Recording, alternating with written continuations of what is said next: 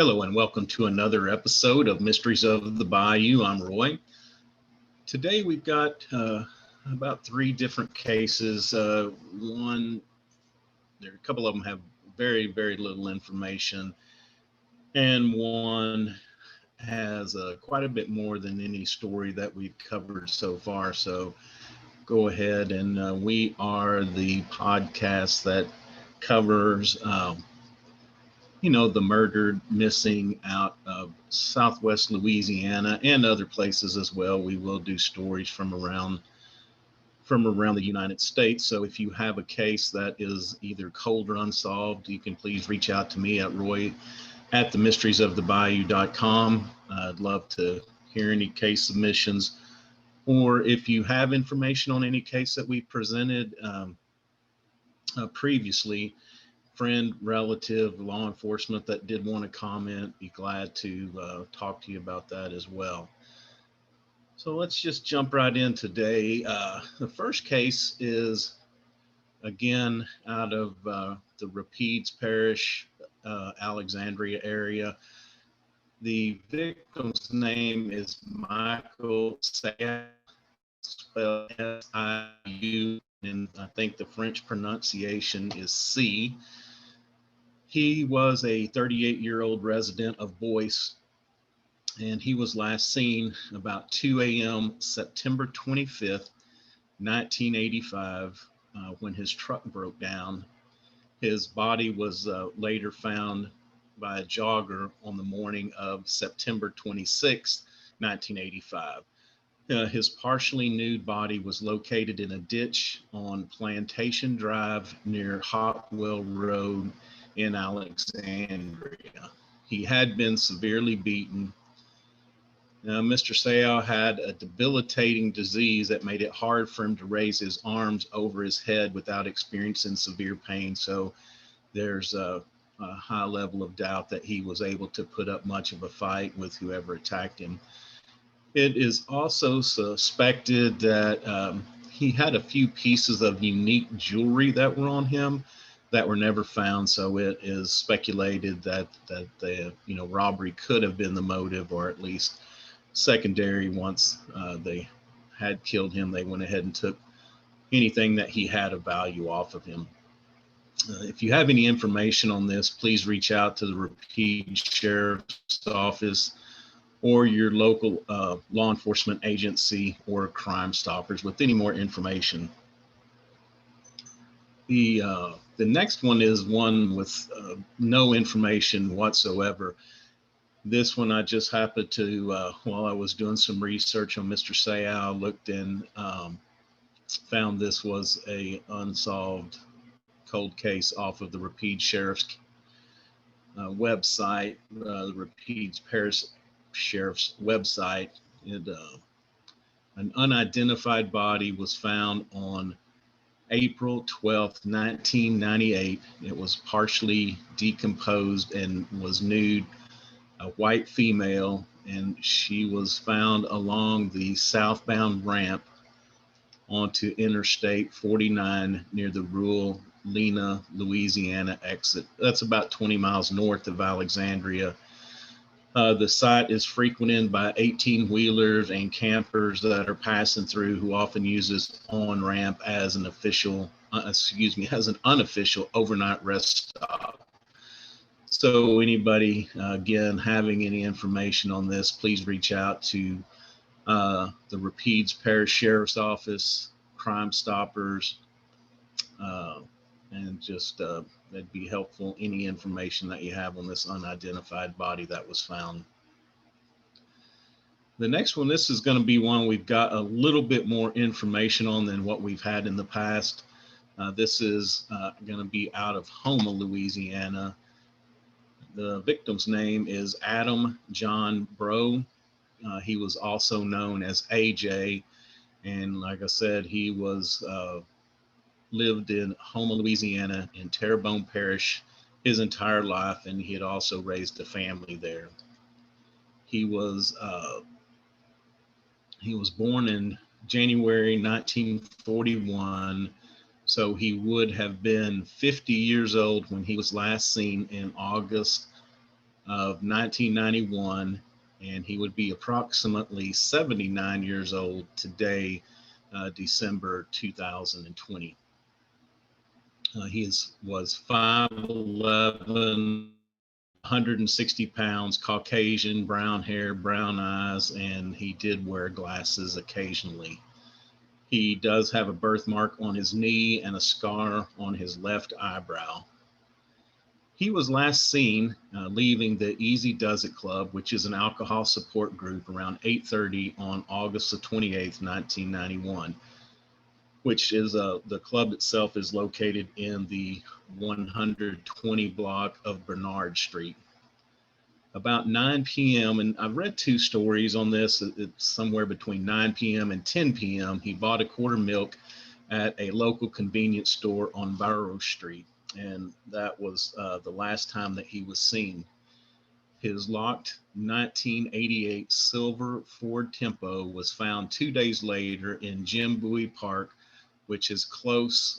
Again, two descriptions I read. This was across the street from the club, or it was within about a quarter mile from the Easy Does It Club where he was last seen.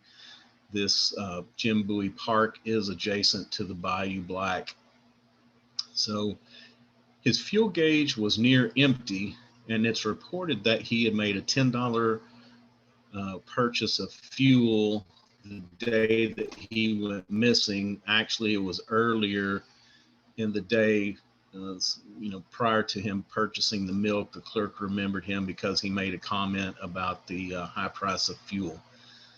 There were no signs of foul play. His wallet, 2 checkbooks, and a bag of cash from the AA meeting were all found in the car. Now, one of the checkbooks was his personal, the other was the AA meetings checkbook, and he was the treasurer, so he should have been in possession of that cash anyway.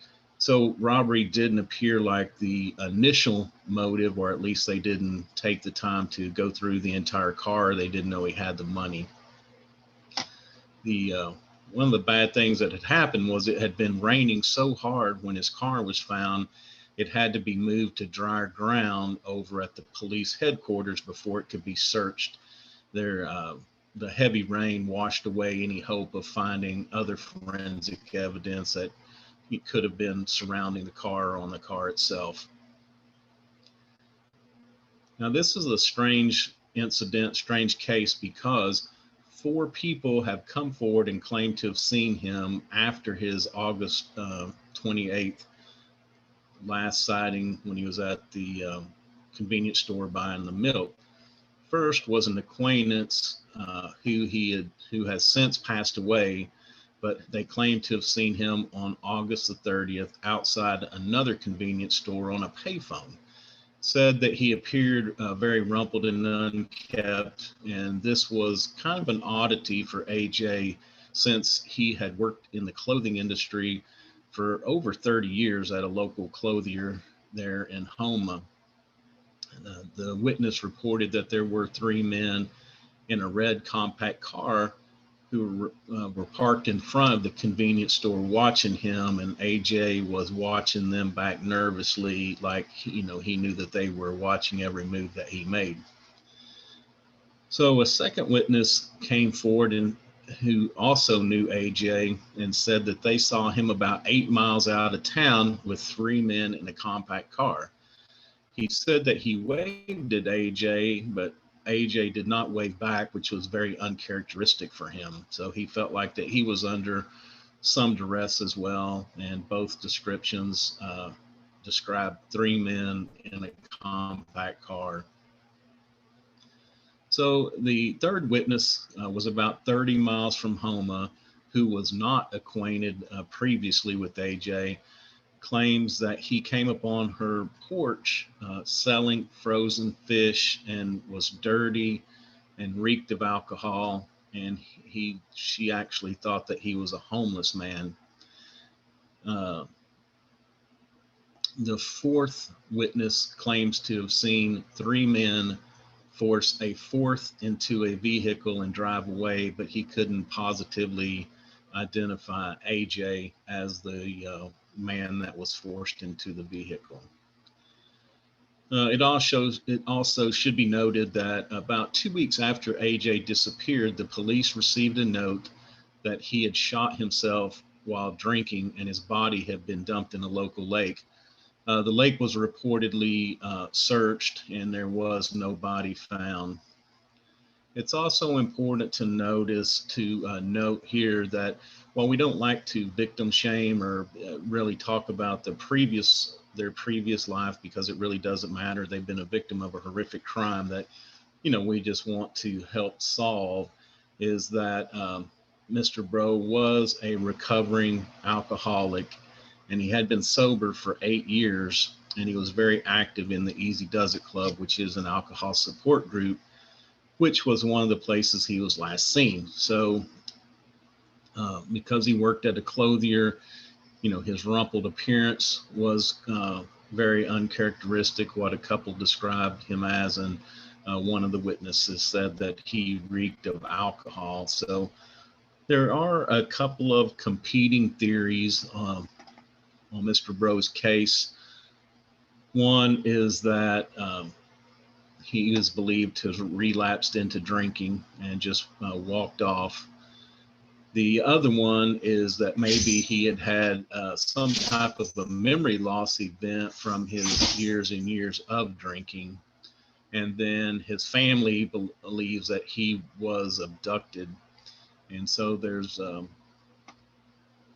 enough evidence on both sides of this coin that it's just really hard without somebody coming forward and either confessing or having a lot more information on the last few days of his life, what may have actually happened to him. So again, if you have any information on the AJ Breaux, please call the Houma Police Department or your local law enforcement agency. I know these have been somewhat short episodes. There just hasn't been a lot of information wrapped around these cases. This AJ, it's kind of a coincidence that the afternoon I was putting this together, normally don't leave the TV on, but just had happened to have TV on and on silent, and it came up that this was a featured episode on unsolved mysteries. So I felt very compelled to, not wait any longer, to go ahead and get this out there. Maybe there's somebody that has some information. He does have daughters that are still alive, and would love to find out, would love it if he was still alive somewhere, but if not, would love to just find out what actually happened to him. So again, thank you for your patronage and for listening. We will be putting together more cases, hopefully have some more detail, and make these episodes a little bit longer as we get into the future. But just none of these cases, I don't think they deserve to not be covered, just because there isn't a lot of information about them. So from time to time we will have the shorter ones, just to put these unsolved cases out there, no matter how much information they have.